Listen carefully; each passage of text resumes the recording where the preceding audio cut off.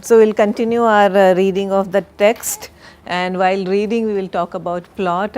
Pay attention to the unities. We have been talking about the unities of time and place, and you remember the place, what the place is a tenement in the house of Eddie Carbon, the longshoreman.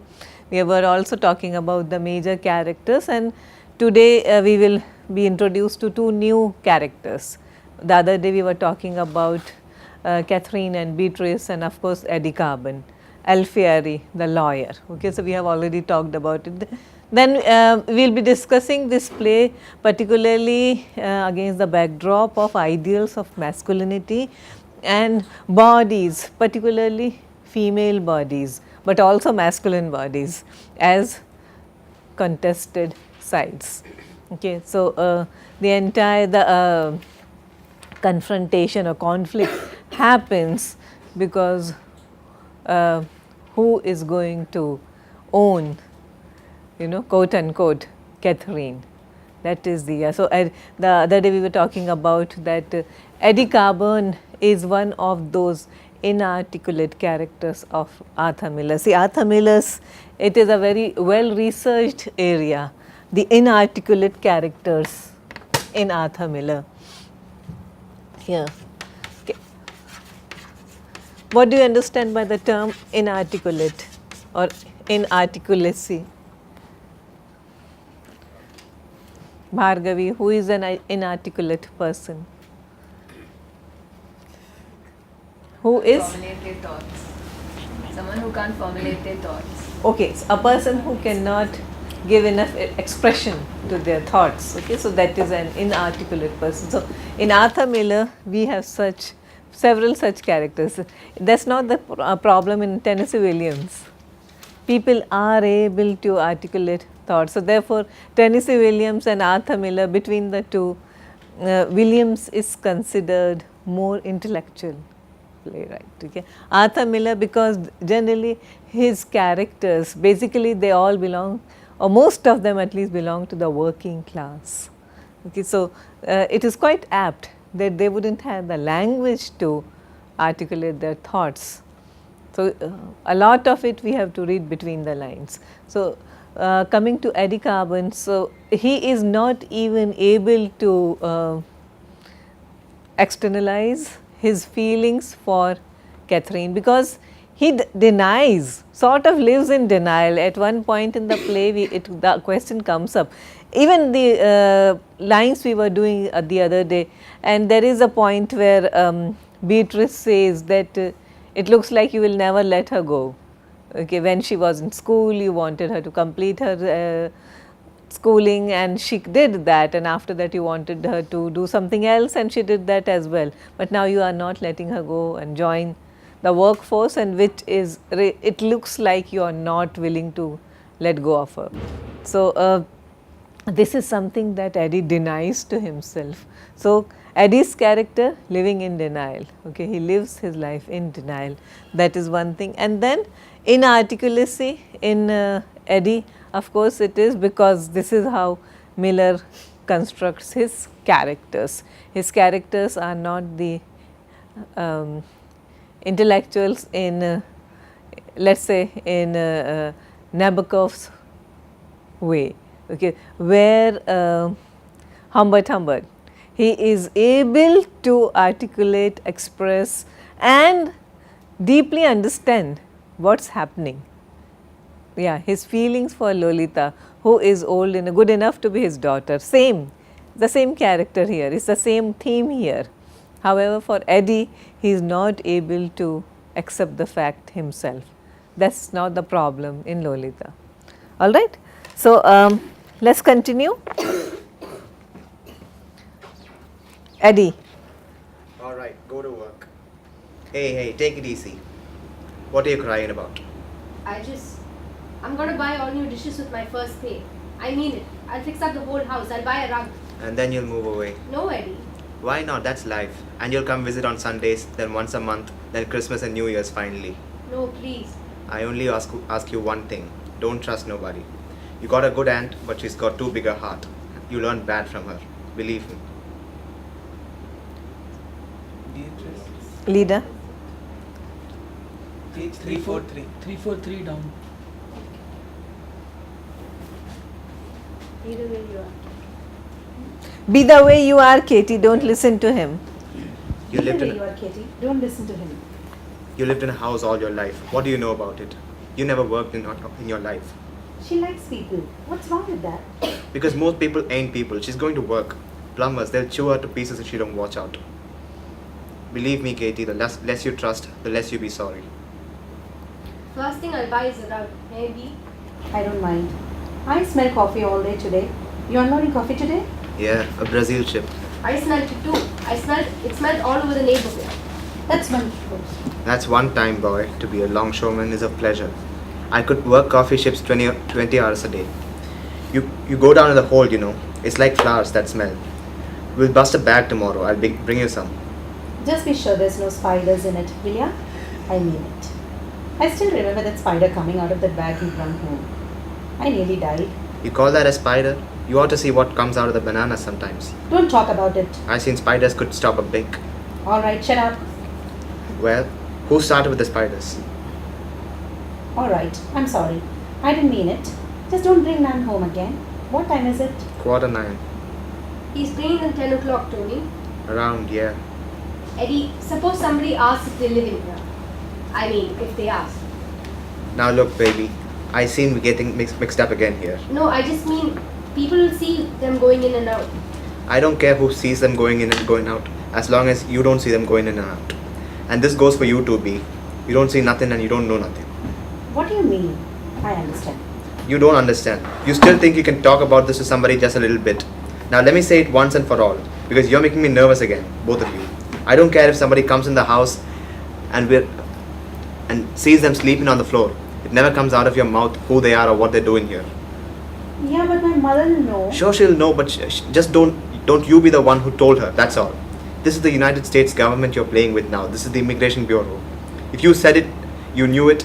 If you didn't say it, you didn't know it. Yeah, but Eddie, suppose somebody... I don't care what question it is. You don't know nothing. They got stool pigeons all over this neighborhood. They're paying them every week for information. And you don't know who they are. It could be your best friend. You hear? Like Winnie Bolzano. Remember Winnie? Oh yeah, God forbid. Tell her about Winnie. You think I'm blowing steam here? Go ahead, tell her. You was a baby then. There was a family lived next door to her mother. He was about 16. No, he was no more than 14. Because I was to his confirmation in St. Agnes. But family had an uncle that they were hiding in the house and he snitched to the immigration. The kid snitched? On his own uncle. What? Was he crazy? He was crazy after. I tell you that, boy. Oh, it was terrible. He had 5 brothers and old father. And they grabbed him in the kitchen and pulled him down the stairs. 3 flights his head was bouncing like a coconut. And they spit on him in the street, his own father and his brothers. The whole neighborhood was crying. So what happened to him? I think he went away. I never see him again, did you? Okay, so we have such strong, law. I mean, this is not the law of the land. This is not the law of the state now. Okay, so what is this law? It's the Sicilian law. It's the Sicilian code of justice. Okay, you don't rat on your own brothers. So this is what Miller is actually commenting on the HUAC committee. You remember the other day we were talking about it. So this is Miller's take on rats and snitches, particularly people like Alaya Kazan. This is what happens. This is we spit on you and we'll never see you again. Yeah, you may be our own brother. Yes. Him? You'll never see him no more. A guy do a thing like that? How is he gonna show his face? Just remember, kid, you can quicker get back $1 million that was stolen than a word you gave away. Okay, I won't say a word to nobody, I swear. Gonna rain tomorrow. We'll be sliding all over the decks. Maybe you ought to put something on for them. They'll be here soon. I only got fish. I hate to spoil it if they ate already. I'll wait. It only takes a few minutes. I could broil it. What happens, Eddie, when that ship pulls out and they ain't on it though? Don't the captain say nothing? Captain's peace dog. What do you mean? Even the captain? What's the matter? The captain don't have to live? Captain gets a piece. Maybe one of the mates. Piece for a guy in Italy who fixed the papers for them. Tony here'll get a little bite. I just hope they get work here. That's all I hope. Or the syndicate will fix jobs for them. Till they pay them off, they'll get them work every day. It's after the payoff. Then they'll have to scramble like the rest of us. Well, it'd be better than they got there. Oh, sure. Well, listen. So you're gonna start Monday, hey, Madonna? I'm supposed to, yeah. Eddie is standing facing the two seated women. First Beatrice smiles, then Catherine, for a powerful emotion is on him, a childish one, and a knowing fear, and the tears show in his eyes, and they are shy before the avowal. Well, I hope you have good luck. I wish you the best. You know that, kid. You sound like I'm going a million miles. I know. I guess I just never figured on one thing. What? That you would ever grow up. I left what? Cigar. Cigar in my other coat, I think. Stay there, I'll get it for you. She hurries out, there is a slight pause, and then Eddie turns to Beatrice, who has been avoiding his gaze. What are you mad at me lately? Who's mad? I'm not mad. She picks up the dishes and turns to him. You're the one who's mad. She turns and goes into the kitchen as Catherine enters from the bedroom with a cigar and a pack of matches. Here, I'll light it for you. She strikes a match and holds it to his cigar. He puffs quietly. Don't worry about me, Eddie. Huh? Don't burn yourself.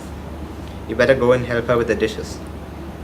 Oh, I'll do the dishes, Bee. Alone, Eddie stands looking toward the kitchen for a moment.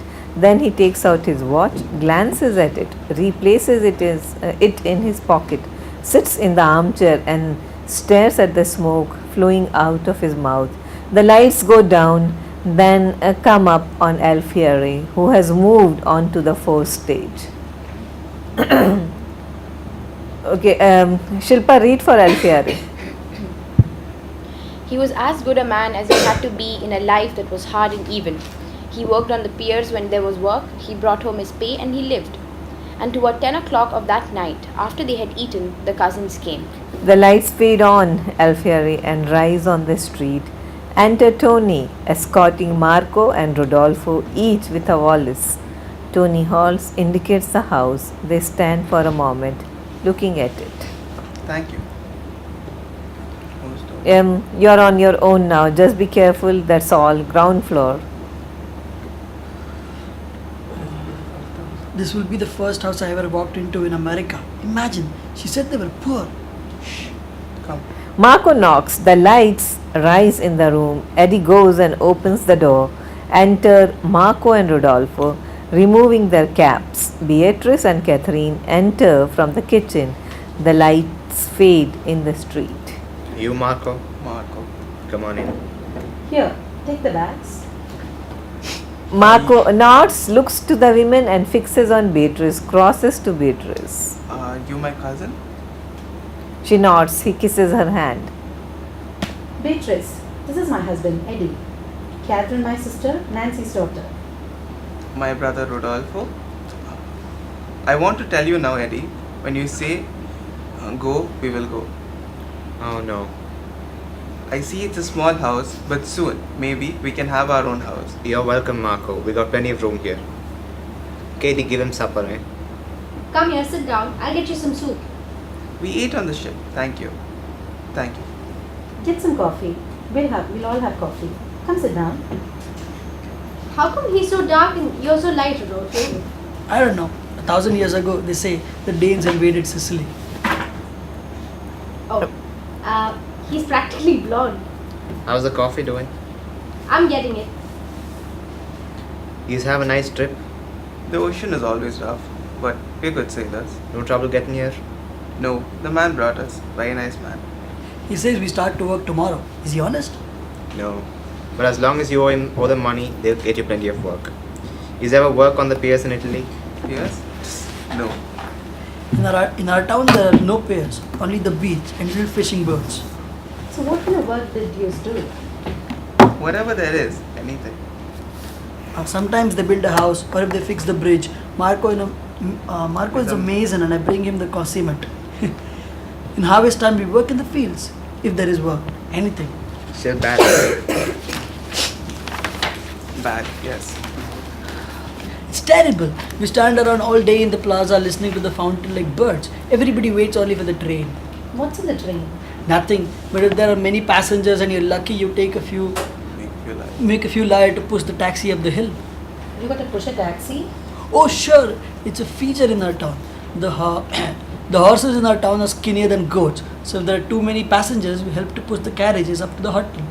In our town, the horses are only for show. Why don't they have automobile taxis? There is one. We push that too. Everything in our town, we gotta push. How do you like that? So, what do you want to do? You gonna stay here in this country or you want to go back? Go back? Well, you're married, ain't you? Yes, I have 3 children. 3? I thought only 1. Oh no, I have 3 now. 4 years, 5 years, 6 years. Ah, I bet they're crying for you already, huh? What can I do? The older one is sick in his chest. My wife, she feeds them from her own mouth. I tell you the truth, if I stay there, they'll never grow up. They eat the sunshine. My God. So how long do you want to stay? With your permission, we will stay maybe She don't mean in this house, she means in this country. maybe 4, 5, 6 years, I think. He trusts his wife. Yeah, but maybe you'll get enough. You'll be able to go back quicker. I hope. I don't know. I understand it's not so good here either. Oh, you guys will be alright. Till you pay them off anyway. After that, you'll have to scramble, that's all. But you'll make much better here than you could there. How much? We are all kinds of figures. How much can a man make? We work hard. We work all day, all night. On the average, a whole year? Maybe. Well, it's hard to say, see? Sometimes we lay off, there's no ships here. 4 weeks. 3, 4 weeks. 3, 4 weeks? But I think you could probably 30, 40 a week over the whole 20 months of the year. Dollars? Sure, dollars. If we can stay here a few months, be interested. Listen, you're welcome, Marco. Because I could send them a little more if I stay here. As long as you want, we got plenty of room. My wife, I want to send right away maybe $20. You could send them something next week already. Eduardo, Don't thank me, listen. What the hell, it's no skin off me. What happened to the coffee? I got a dog. You married too? No? Oh no. I told you he. I know. I just thought maybe he got married recently. I have no money to get married. I have a nice face but no money. He's a real blonde.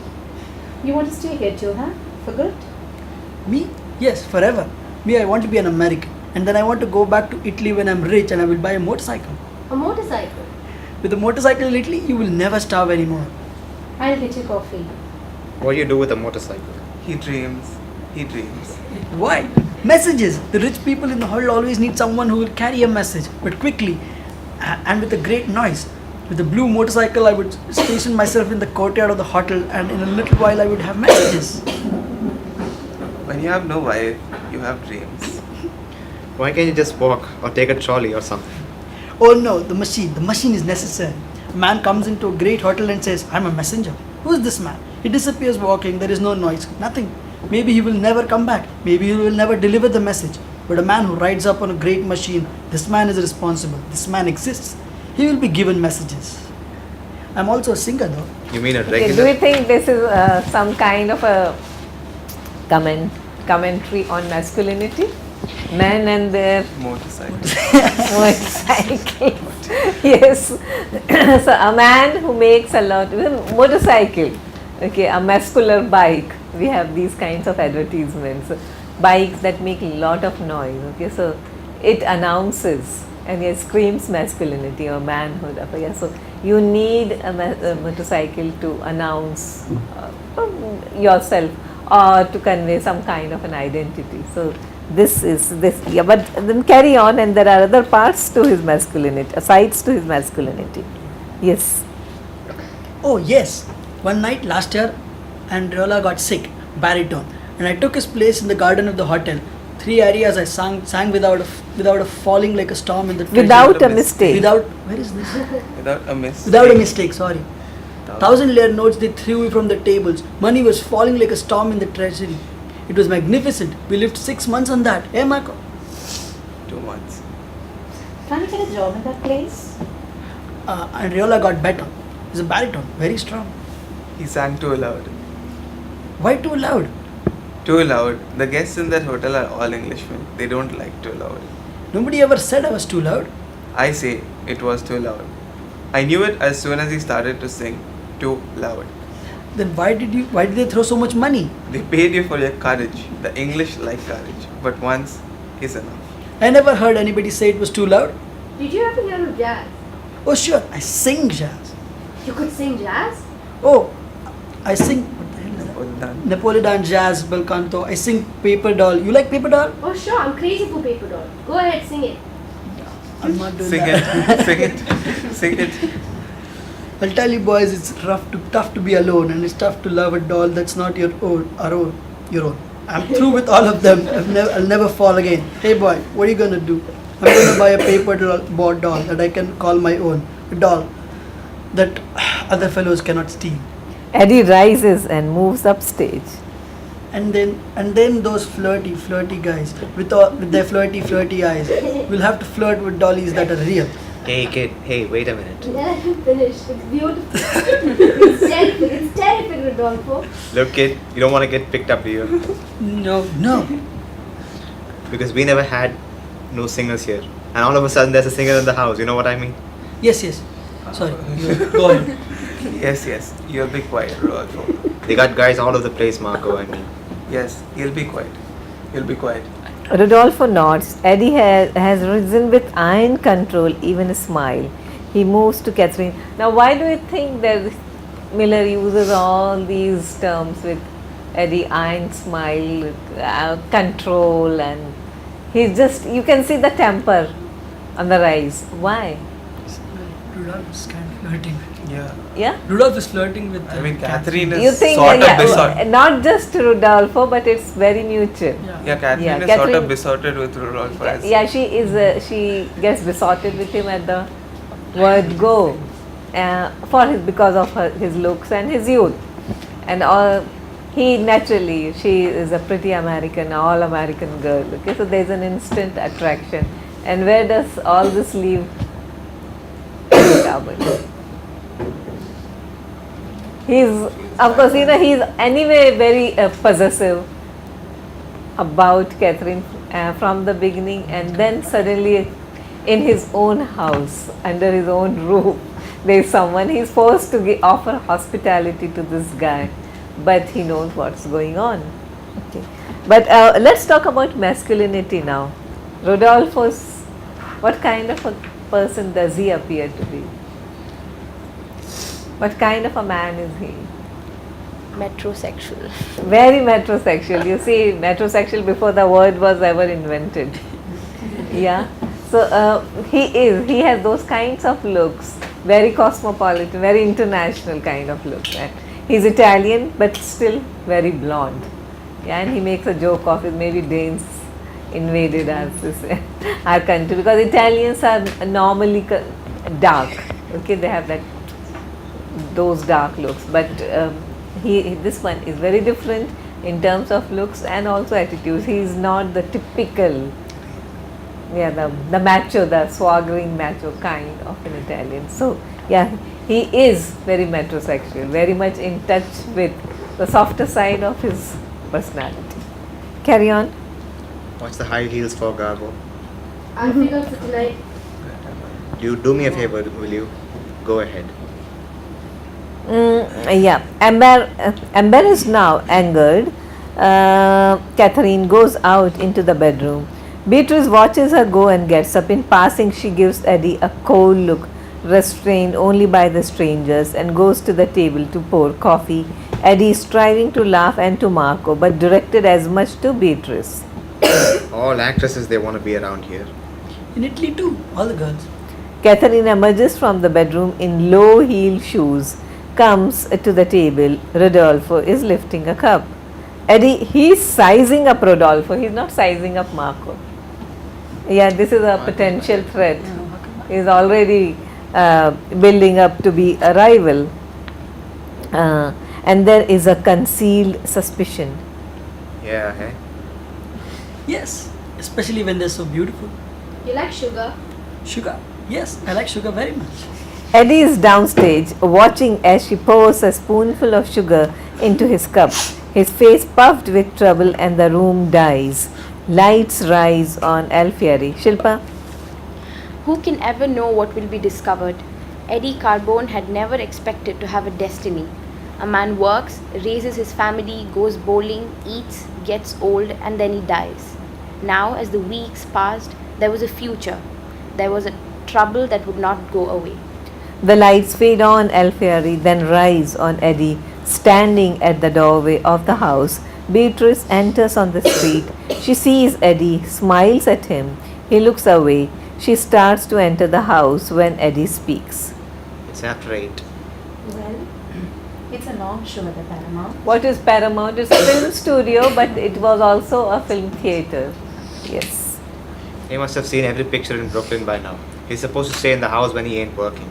He ain't supposed to go advertising himself. Well, that's his trouble. What do you care? If they pick him up, pick him up. That's all. Come in the house.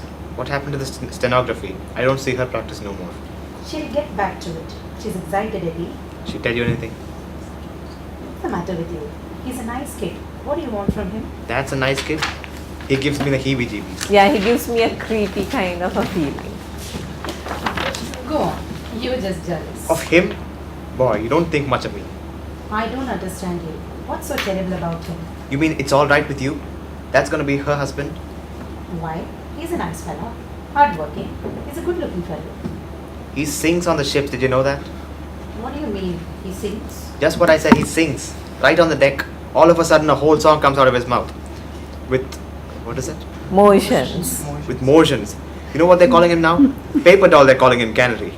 He's like a weird. He comes out On the pier 1, 2, 3 is a regular free show. Well, he's a kid. He don't know how to behave himself yet. And with that wacky hair, he's like a chorus girl or something.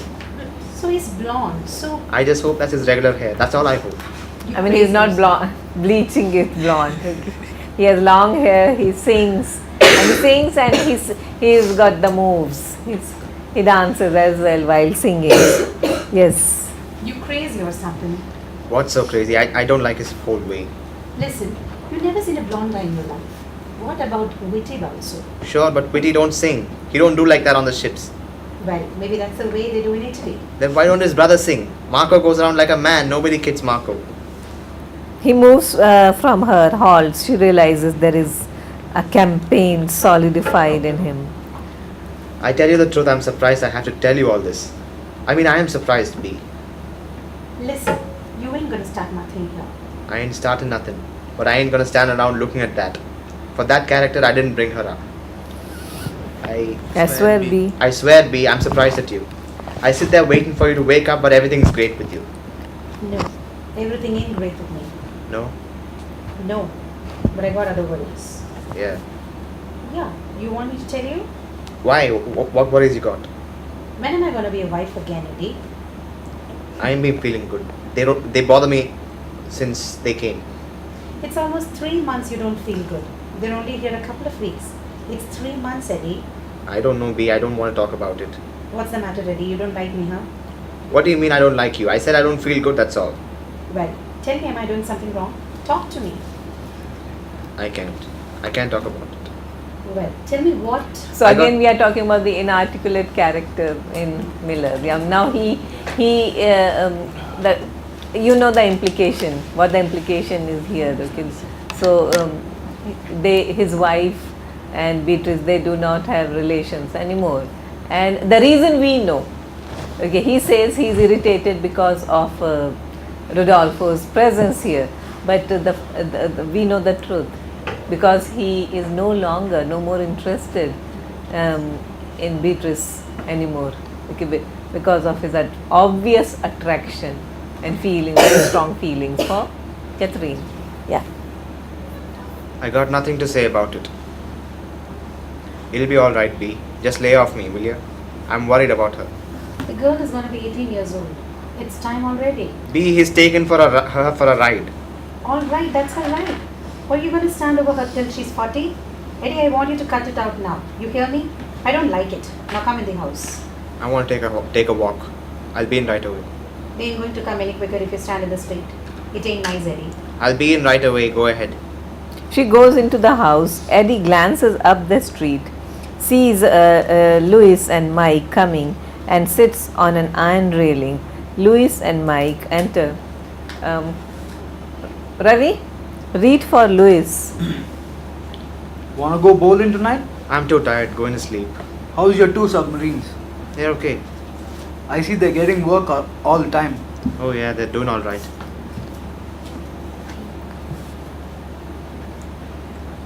That's what we ought to do. Mike. Who's Mike? Is there anyone who would like to read for Mike? Shilpa can read for Mike. Carry on.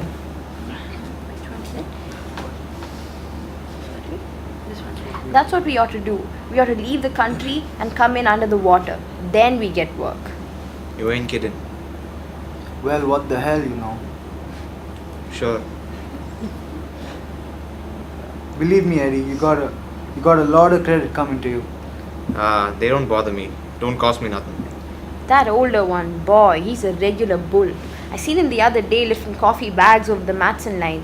They leave him alone, he would have loaded the whole ship by himself. Okay, so a bull is another, it's a compliment for masculinity, right? So it's Marcos, but one is compared to a bull, a regular bull, okay? Hard, tough, hardworking, and physically strong. All those are the attributes of a bull. The other is a paper doll, okay? Lightweight, feather light, and also wafer thin, okay? I mean, this is a traditional, it's a stereotyping masculinity, right? Because anyone who looks tough is a man, a boy who looks frail, perhaps there's something wrong with it. And then you will find lots of aspersions will be cast on Rodolfo's masculinity. Yeah. Yeah, he's a strong guy, that guy. Their father was a regular giant, supposed to be. Yeah, you could see. He's a regular slave. That blonde one, though, he's got a sense of humor. Yeah, he's funny. Well, he ain't exactly funny, but he's always like making remarks like, he comes around, everybody's laughing. Yeah, well, he's got a sense of humor. Yeah, I mean, he's always making like remarks. like, Yeah, I know. But he's a kid yet, He's just a kid, that's all. I know, you take one look at him, everybody's happy. I worked one day with him last week over the Moore McCormick line. I'm telling you, they was all hysterical. You remember you have done Billy Budd the Sailor. Okay, it's almost the same. Okay, you have someone who looks like almost he possesses feminine beauty, near feminine beauty, and people look, and especially sailors, okay, who really don't get much exposure to women, and then all of a sudden you get a man like him amidst, so people it tickles their fancy. Yes. Why? What did you do? I don't know, he was just humorous. You never can remember what he says, but it's the way he says it. I mean, he gives you a look sometimes and you start laughing. Yeah, he's got a sense of humor. Yeah. Well, we see ya, Eddie. Take it easy. Yeah, see ya. If you want to come bowling later, we're going Flatbush Avenue. Laughing, they move to exit, meeting Rodolfo and Catherine entering on the street. Their laughter rises as they see Rodolfo, who does not understand but joins in. Eddie moves to enter the house as Louis and Mike exit. Catherine stops him at the door. Hey Eddie, what a picture we saw. Did we laugh? Where'd you go? Paramount. It was with those two guys, that. Brooklyn Paramount? Sure, the Brooklyn Paramount. I told you we wasn't going to New York. Alright, I only asked you. I just don't want to hang around Times Square, see? It's full of tramps over there. Are you aware of Times Square? Yeah, Times Square is a very, today it is a very posh place. Okay, but once upon a time, until the 70s, it was full of very shady characters and shady joints. So it was not a place of very good repute. Today it's a very different place. Yes. I would like to go to Broadway, Eddie, once, Eddie. I would like to walk with her once where the theatres are and the opera. Since I was a boy, I see the pictures of those lights. I want to talk to her a minute, Rodolfo. Go inside, will you? Eddie, we only walk together in the streets. She teaches me. You know what he can't get over? That there's no fountains in Brooklyn. Fountains? In Italy, he says every town's got fountains, and they meet there. And you know what? They got oranges on the trees where he comes from, and lemons. Imagine on the trees. I mean, it's interesting, but he's crazy for New York. Eddie, why can't we go once to Broadway? Look, I gotta tell her something. Maybe you can come too. I want to see all those lights. He sees no response in Eddie's face. He glances at Catherine. I'll walk by the river before I go to sleep. Why don't you talk to him, Eddie? He blesses you, and you don't talk to him hardly. I bless you and you don't talk to me. I don't talk to you. What do you mean? I don't see you no more. I come home, you're running around someplace. Well, he wants to see everything, that's all. So we go. You mad at me? No. It's just, I used to come home, you was always there. Now I turn around, you're a big girl. I don't know how to talk to you. Why? I don't know, you're running, Katie. I don't think you're listening anymore to me.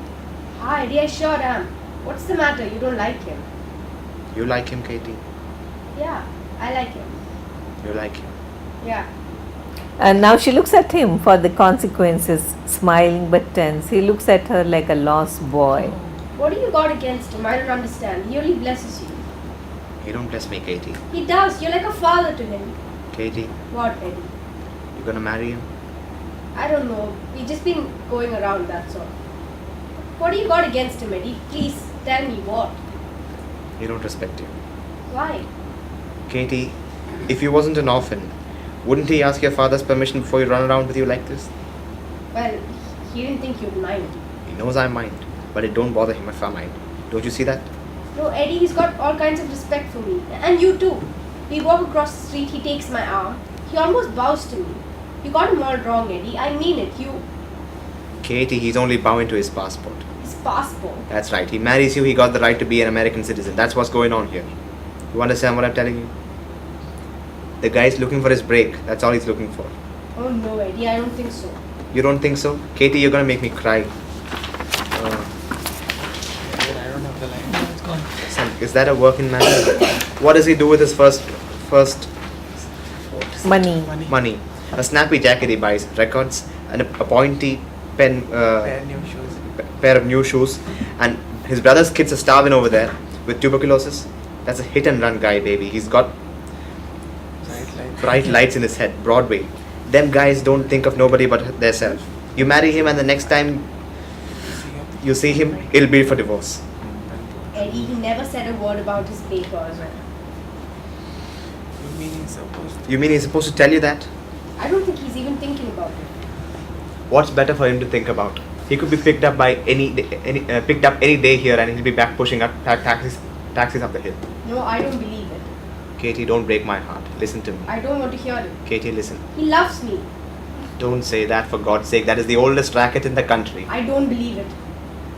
They've been pulling this since the immigration law was put in. They grab a green kid that don't know nothing, and they... I don't believe it, and I wish to hell you'd stop it. Katie, They enter the apartment. The lights in the living room have risen and Beatrice is there. She looks past the sobbing Catherine at Eddie, who in the presence of his wife makes an awkward gesture of eroded command, indicating Catherine. What's a green kid?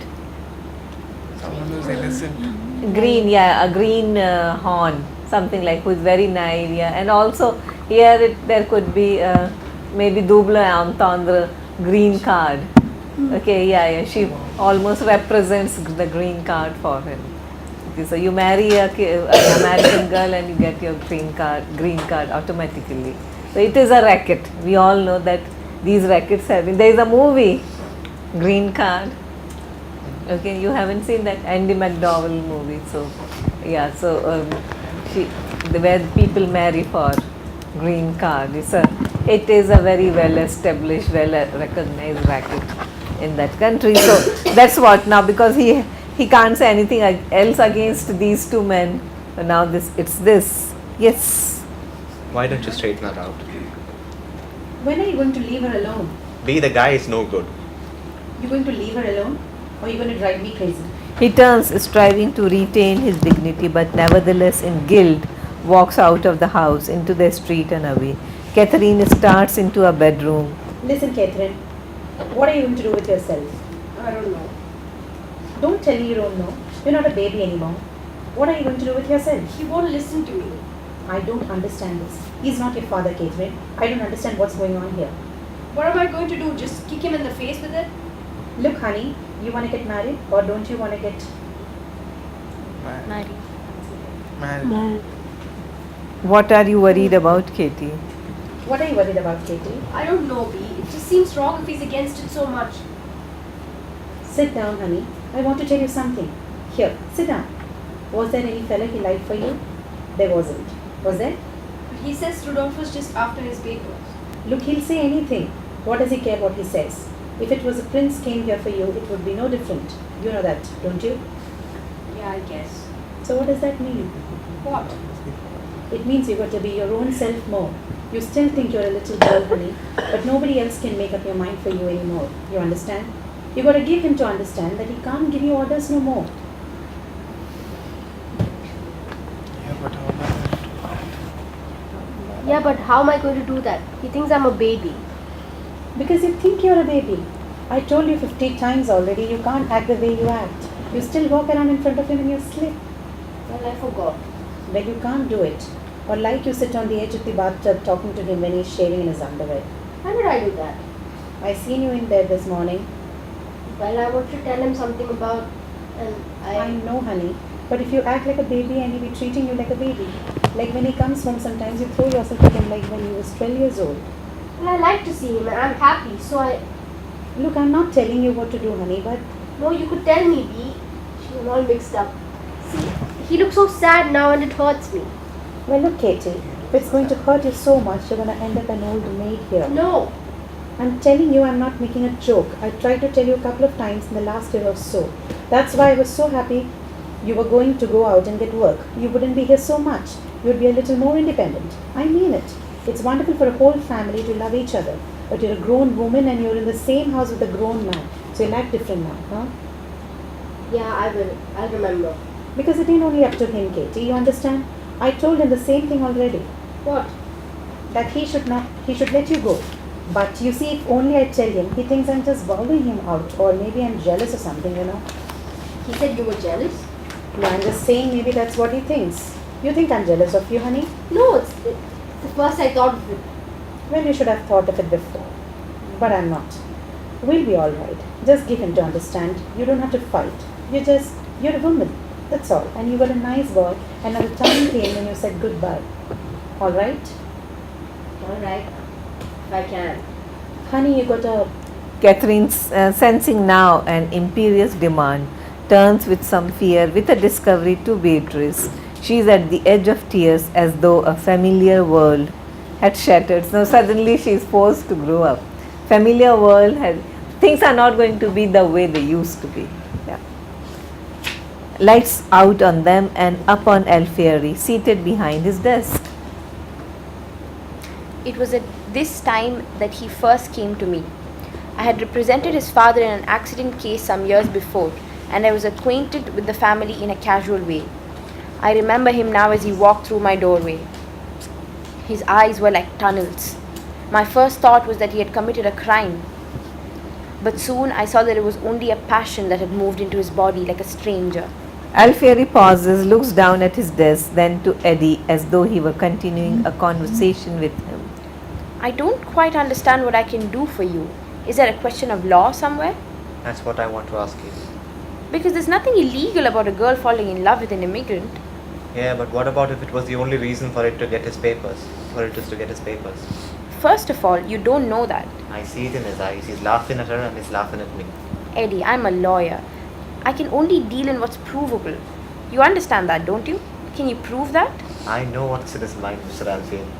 Eddie, even if you could prove that. Listen. Will you listen to me a minute? My father always said you was a smart man. I want you to listen to me. I'm only a lawyer, Eddie. Will you listen a minute? I'm talking about the law. Let me just bring out what I mean. A man, which he comes to the country illegal. Don't it stand to reason he's going to take every penny and put it in the sock? Because they don't know from one day to another, right? Alright. He's spending. Records he buys now. Shoes, jackets, you understand me? This guy ain't worried. This guy is here. So it must be that he's got it all laid out in his mind already. He's staying, right? Well, what about it? Alright. I'm talking to you confidential, ain't I? Certainly. I mean, it don't go no place but here. Because I don't like to say this about anybody. Even my wife, I didn't exactly say this. What is it? The guy ain't right, Mr. Alfieri. What do you mean? I mean, he ain't right. I don't get you. Did you ever get a look at him? Not that I know of, no. He's a blonde guy. Like, platinum. You know what I mean? No. I mean, if you close the paper fast, you could blow him over. Well, that doesn't mean. Wait a minute, I'm telling you something. He sings, see? Which is, I mean, it's alright, but sometimes he hits a note, see? I turn around, I mean, hi. You know what I mean? Well, that's a tenor. I know a tenor, Mr. Alfieri. This ain't no tenor. I mean, if you came in the house and you didn't know who was singing, you wouldn't be looking for him and you'd be looking for her. Yes, but that's not. I'm telling you something. Wait a minute, please, Mr. Alfieri. I'm trying to bring out my thoughts here. A couple of nights ago, my niece brings out a dress which it's too small for her because she shot up like a light this last year. He takes the dress, lays it out on the table. He cuts it up. 1, 2, 3. He makes a new dress. I mean, he looked so sweet there, like an angel. You could kiss him. He was so sweet. Now look, Eddie. Mr. Alfieri, they're laughing at him with the peers. I'm ashamed. Paper doll, they call him. Blondie now. His brother thinks it's because he's got a sense of humor, see, which he's got. But that ain't what they're laughing. Which they're not going to come out with it because they know he's my relative. Which they have to see me if they make a crack, you know.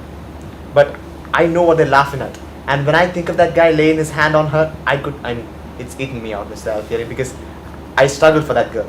And now he comes into my house and... Eddie, look. I have my own children. I understand you.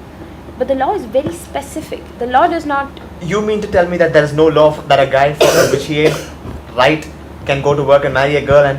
You have no recourse in the law, Eddie. Yeah, but if he ain't right, Mr. Alfieri, you mean to tell me... There is nothing you can do, Eddie. Believe me.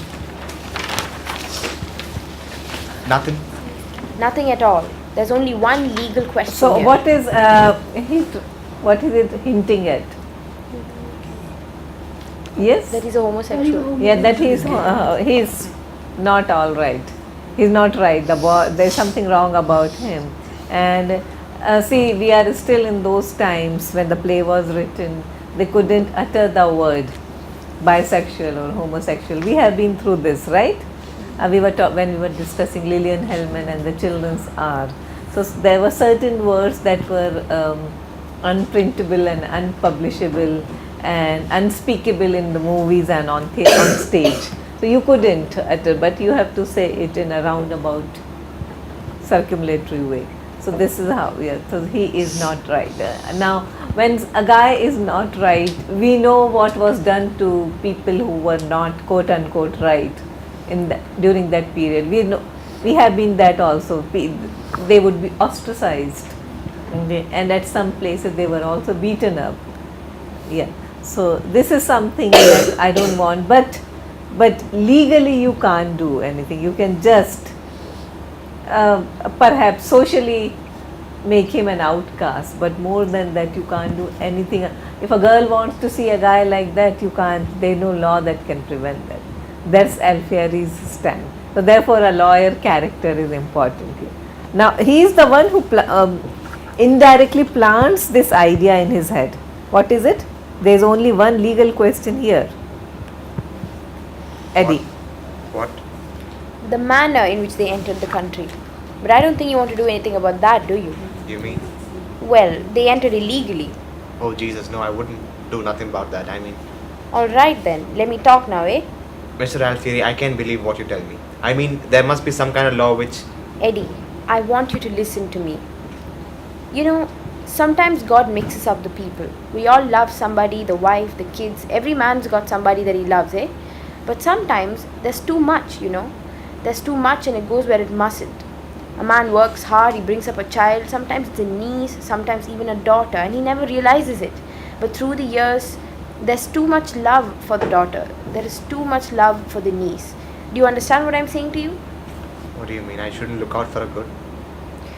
Yes, but these things have to end, Eddie, that's all. The child has to grow up and go away, and the man has to learn to forget. Because after all, Eddie, what other way can it end? Let her go. That's my advice. You did your job. Now it's her life. Wish her luck and let her go. Will you do that? Because there's no law, Eddie. Make up your mind to it. The law is not interested in this. You mean to tell me even if he's a punk, if he's There's nothing Yeah, you can punk do. is the most is the word that will come closest to what he has in mind. Okay, so you when a guy is not so correct or not so right, you call him a punk. Punk in today's subculture means something else. Yeah, but those days punk or to call someone. Today we don't. Today we have a word like queer, but queer those days didn't really exactly correspond to what it's meant today. Yeah, but punk, yes. So how meanings change over years. Yes. well, all right, thanks. Thanks very much. What are you going to do? What can I do? I'm a patsy. What can a Patsy. patsy do? I worked like a dog 20 years, so a punk could have her. So that's what I done. I mean, in the worst times, when there wasn't a ship coming in the harbor, I didn't stand around looking for relief. I hustled. When there was empty piers in Brooklyn, I went to Hoboken, Staten Island, the West Side, Jersey, all over, because I made a promise. I took out of my own mouth to give to her. I took out of my wife's mouth. I walked hungry plenty days in the city. And now I got to sit down in my house and look at a son of a bitch punk like that, which he came out of nowhere. I gave him my house to sleep. I take the blankets off my bed for him, and he takes her and put his dirty, filthy hands on her like a goddamn thief. But Eddie, she's a woman now. He's stealing from me. She wants to get married, Eddie. She can't marry you, can she? What are you talking about? Marry me? I don't know what the hell you're talking about. I gave you my advice, Eddie. That's it. Well, thanks. Thanks very much. It's breaking my heart, you know. I understand. Put it out of your mind. Can you do that? He feels the threat of sobs, and with a helpless wave, I'll see you around. he goes out up the right ramp. Alfieri. There are times when you want to spread an alarm, but nothing has happened. I knew then and there. I could have finished the whole story that afternoon. It wasn't as though there was a mystery to unravel. I could see every step coming, step after step, like a dark figure walking down a hall toward a certain door. I knew where he was heading for. I knew where he was going to end. And I sat there many afternoons asking myself why, being an intelligent man, I was so powerless to stop it. I even went to a certain old lady in the neighborhood, a very wise old woman, and I told her, and she only nodded and said, "Pray for him."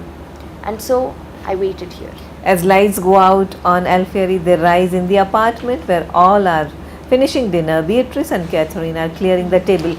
So when we were talking about this play being Miller's take on Greek plays, do you understand? I mean, it's not just the structure. It's not just the fact that it fits so neatly within the the exposition and the rising action and the climax and the falling action.